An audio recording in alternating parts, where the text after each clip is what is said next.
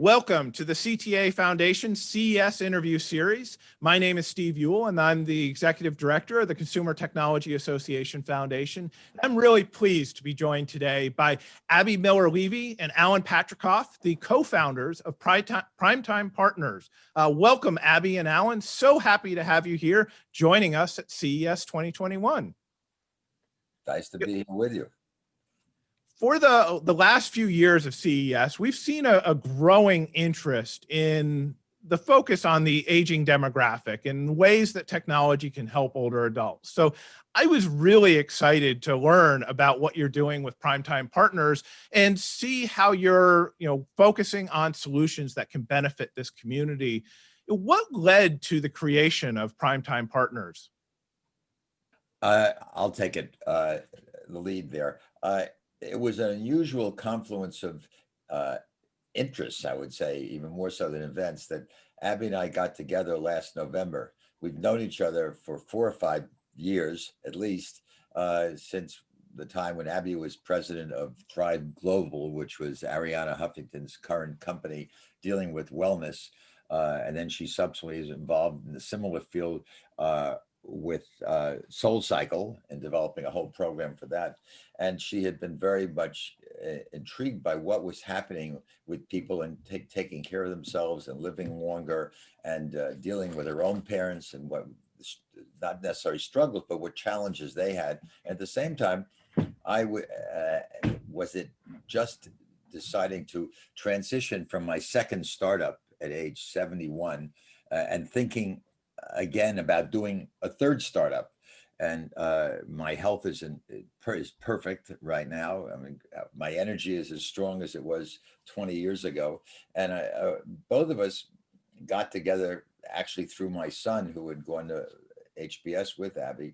And it was a confluence of interest that she was interested in the subject of the new ageless society, which is what I like to call it, and the baby boomers maturing into the next stage.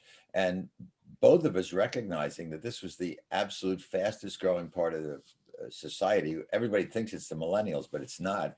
It's in the next 20 to 30 years, it's my age group, not necessarily Abby's, that's going to grow dramatically in the next 20 or 30 years. And here I was at that time, 84, about to start my third company.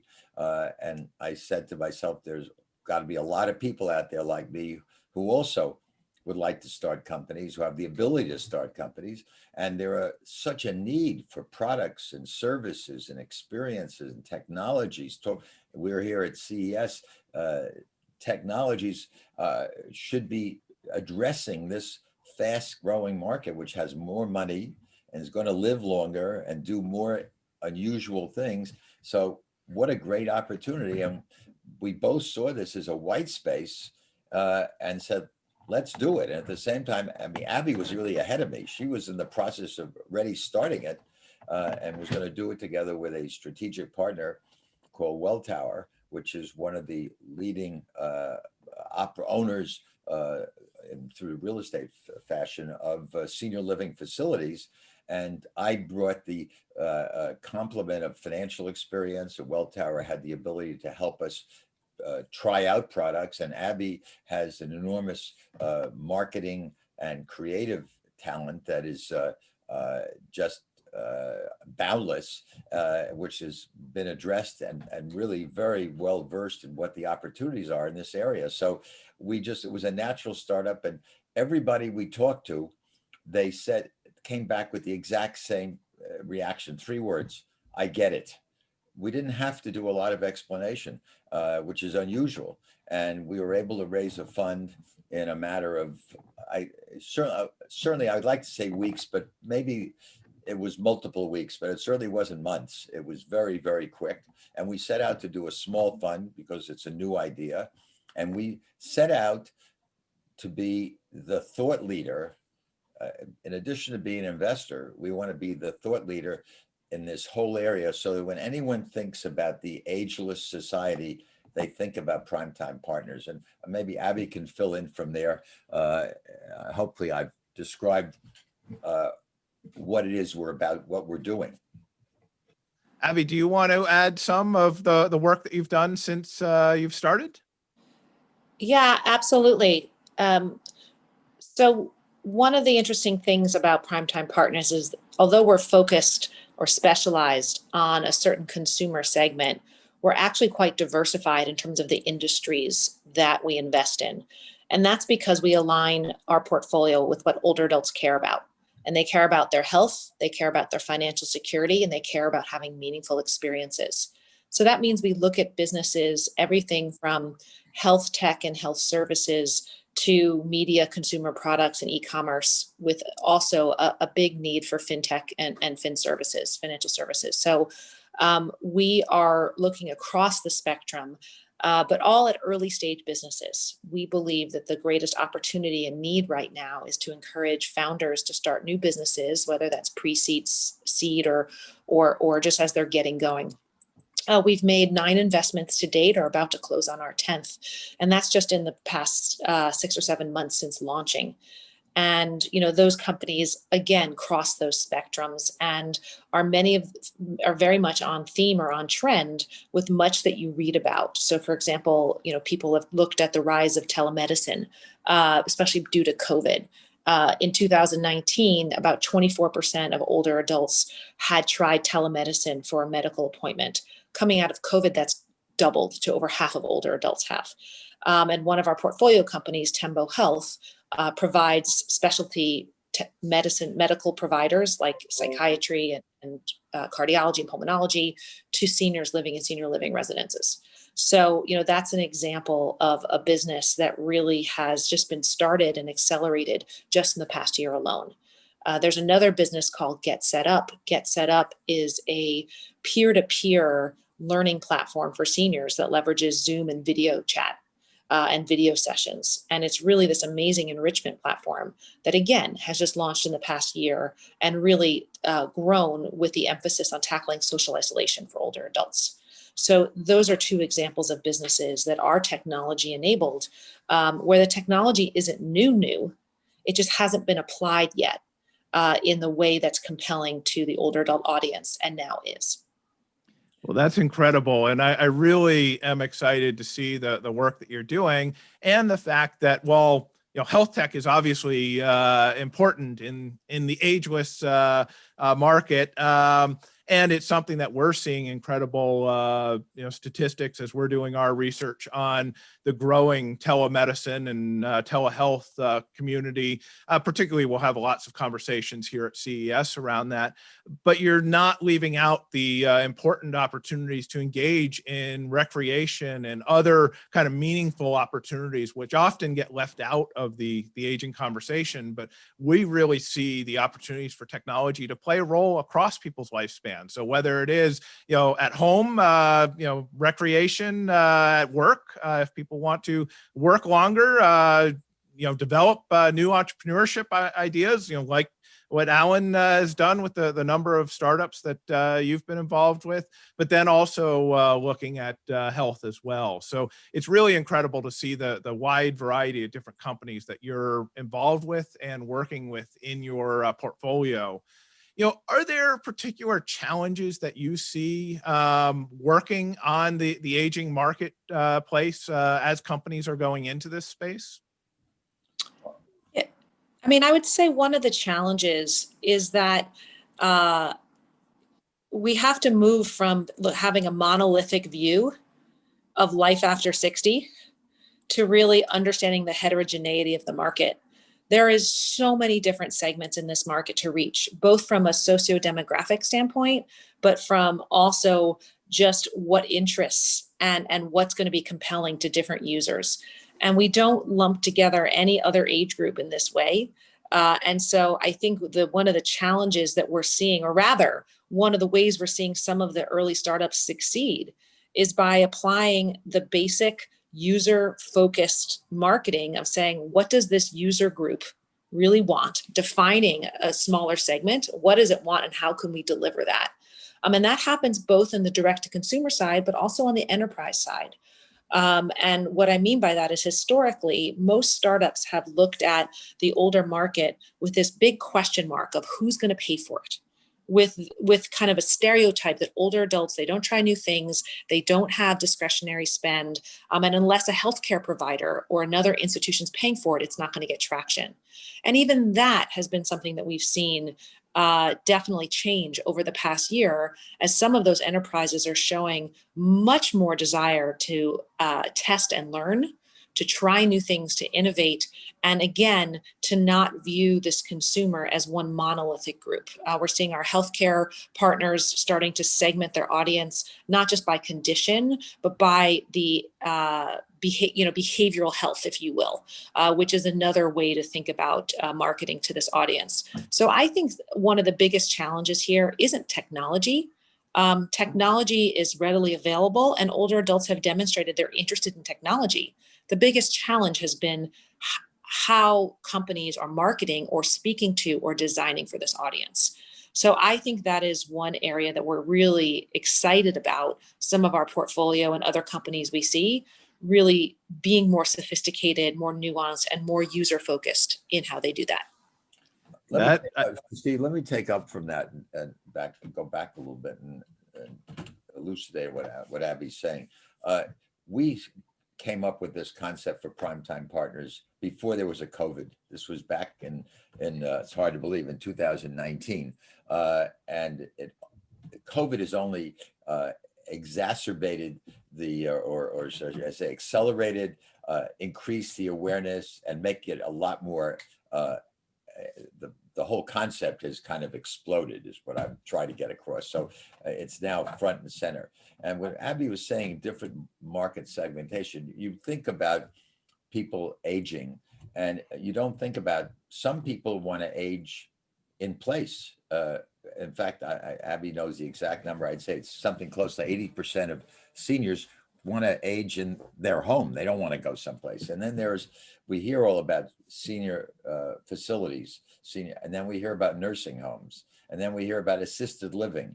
And we're even looking at something right now that is a hybrid of an assisted living facility where people don't want to just go to a place where there are older people, but where they sprinkle in older people. So it's a tremendous market, and you have to figure out how to deal with each one of these segments.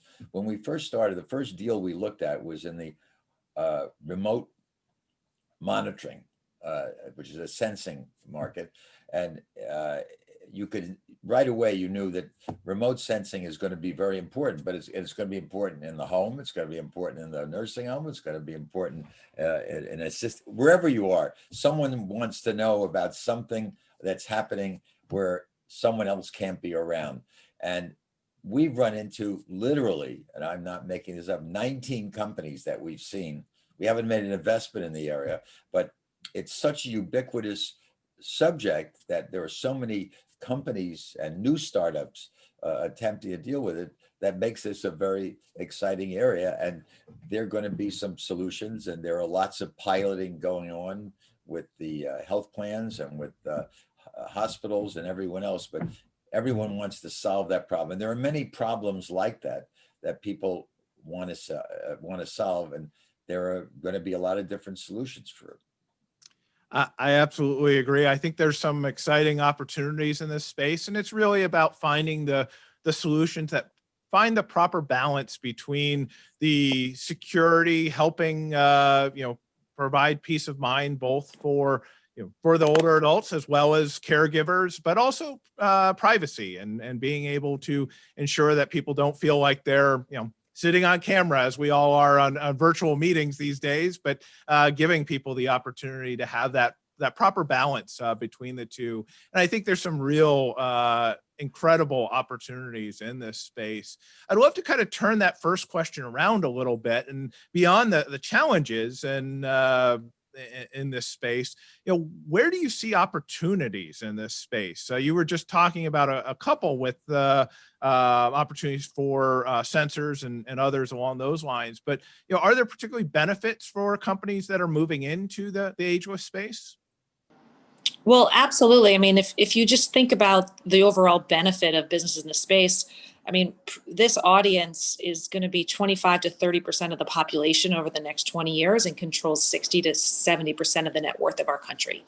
So I wouldn't even put it as there's benefits. I think it's a necessity for companies to understand at least where there are opportunities in this space full stop. And part of what we really want to do at Primetime is not just to be an investor focused on the segment, but to also pull together a whole ecosystem of people and thought leaders who are really shining a light on the sector. So I think you'd be hard pressed to find any business that doesn't have, this demographic seismic shift on their radar. In terms of the specific opportunities within this space, there are a couple of opportunities that are of specific interest to us right now. Alan mentioned aging in place, which, by the way, was a huge trend before COVID. It is no surprise that people want to live within their homes to their means. A second one is really around behavioral health and social determinants of health. Recognizing that the focus on fitness and mental health and nutrition is something that really hasn't been catered to or tailored for the older adult audience. It's still very focused on a younger audience. And so all of the behavioral health and social determinants of health work is something that there are many startups looking at applying to older adults. In fact, we've invested in a couple of those businesses as well. Another area that's of specific interest, and I'm sure you may have seen this in the recent election, is the talk about caregiving. And there are about 50 million people in the US who are family caregivers. This means they're non-professional, unpaid loved ones taking care of others. And this is a untapped labor force, if you will, and market for as we think about caring for older adults. And so that's another area of caregiver coordination that we find very interesting. And then, the piece we mentioned before around experiences. When the life expectancy of an average adult was in their early 70s, that's very different now that it's in its 80s. And pretty soon, as of, 50% of people born in 2007 or later will live to be 100. So now we have a time frame of living of 30 or 40 years once you're post 60. So what are all those meaningful experiences, from media to dating to social networking to travel to new work experiences? How are we filling that time with purpose and passion? And so that's an area we're also very excited about. And there's dozens more. There really is quite a wide opportunity set.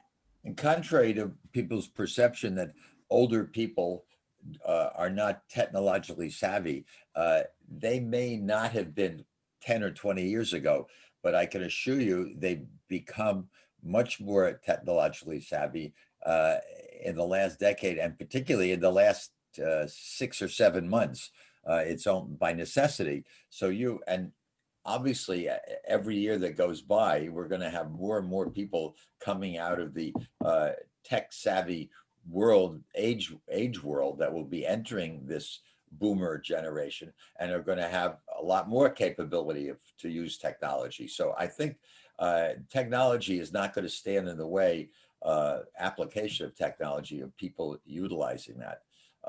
So I think it's, all these things, all these trends lead in the right direction. I might add that also, it's not just in the United States, although we are front and center. It's happening in the UK, it's happening in Japan, it's happening all over Europe, it's happening in China, not happening in the Middle East. And I don't know about South America, but I just had a conversation just the other day with someone who told me that there is a big movement going on that's percolating in the UK, which they're calling age rage, which is they recognize through this pandemic that this older generation has to be dealt with in a different way than they have been before, because of the higher death rates and because of all the problems we've just been discussing, and isolation and what to do with this increasing segment of the population that has all new needs, including new living needs. Yeah, I think there's some real opportunities to learn from what other countries are doing in this space, because certainly there are, as you say, many countries around the world that are seeing similar demographic shifts, and some that are further along in this shift than the United States is. So being able to take those lessons learned, but also look at, what are the technologies being used, because technology doesn't have to stop at a border. We can look at ways that technologies can be used around the world and provide those connections. And I love that you help address the stereotype that is out there that older adults don't use technology, because we've certainly seen that is not true. It's a matter of finding the technology and the value proposition of why someone would want to use technology. And as Abby had shared earlier, it's about presenting it to someone in a way that they find value in using the technology. So I think there's some real opportunities in this space. And I have no doubt that a number of our entrepreneurs in the audience right now are taking lots of notes, because they're all looking for what the next great opportunity is. And I look forward to seeing, what they're going to develop. And I think there's going to be some new opportunities coming out of the experience that we've all had over the last year. In particular around issues like, social isolation. This has been an issue that our foundation's been very focused on basically from the start, and was certainly an issue prior to the pandemic, but it's an area that we're still seeing, more and more focus on. And I think there's going to be great new solutions coming out to address some of these challenges. Steve, if I can interrupt you, one of the things Abby and I both neglected to mention was travel and transportation. I mean, this group is going to have a lot more time to travel, and they're going to do it differently by necessity. And the places they stay are going to have to be accommodating them, and the way they get to them, and when they get there, the rooms that they're going to be in are going to have to be different. So the whole world of travel, and we haven't made an investment in that area, but it's one of the areas we're interested in: travel and leisure, and what people are going to do with their lives in terms of getting out of the house and doing other things. I absolutely agree, and I'm excited to see where there's opportunities here. And I'm looking forward to being able to get out and travel again. This has been the longest I think I've gone without being on a plane in quite some time. So, but here we are at CES 2021. We're here digitally this year, but we're going to hear a lot of announcements this week from various companies bringing out new products for this coming year. But we're also going to have a lot of conversations about what are some of the technologies that are going to be coming out in the next 2, 3, 5, even 10 years that are going to really impact all of us. I'd love to hear, and this doesn't have to be things that are primetime focused, but personally, I know you both care quite a bit about technology. Are there particularly segments of technology you're excited for? Maybe I'll go to you first, Abby. Yeah, I mean, I would like to, I think there's a couple of areas of what I'm excited to see.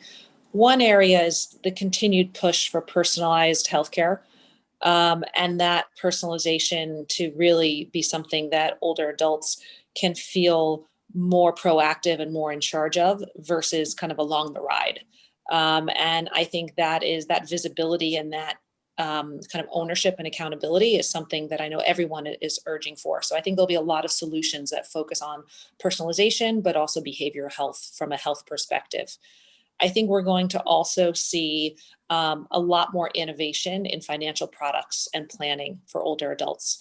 The stark fact remains that 50% of older adults will run out of money. Their money will not outlast their longevity.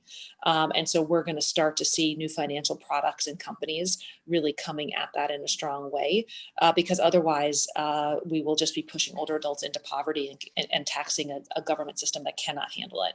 And then I think the third area that I'm really excited about is seeing really the change in employment and the ways that older adults spend their times. And I think we're going to see more entrepreneurship. In fact, we're encouraging it and betting on it from this age group. And we're going to see, more solutions being designed for this audience by this audience. And so I'm really excited about the flurry of innovation that'll occur for older adults by older adults.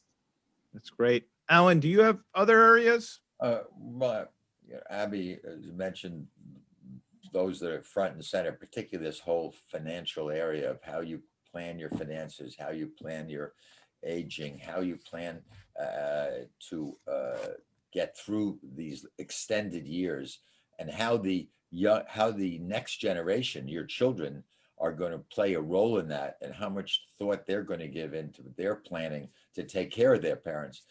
The other area I would say is this whole concept of caregiving. Caregiving is really probably the single biggest subject. How do you take care of people who do have chronic illnesses? How do you take care of them when they're at home primarily? How do you do it on an economic basis? Because companies can't make money, they're not going to service them. How are they? How are the homes going to be monitored? How are you going to?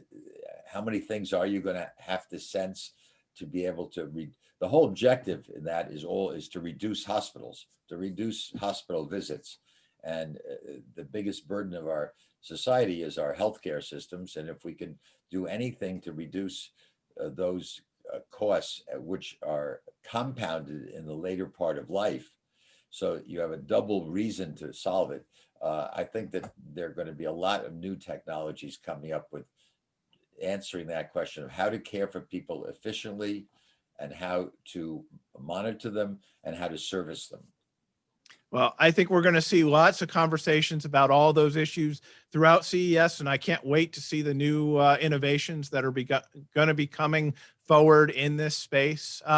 If people want to learn more about how they can work with Primetime Partners, or just see some of the companies that you're involved in, where should they go to get that information? Well, obviously, we have a website. So if you go to Primetime Partners, you'll see what we've done and what the ideas we have. And also, of course, if you have something to submit, we're primetimepartners.com. We think our name is perfectly suited for what we're doing. We really feel that people in this ageless community are in their prime time.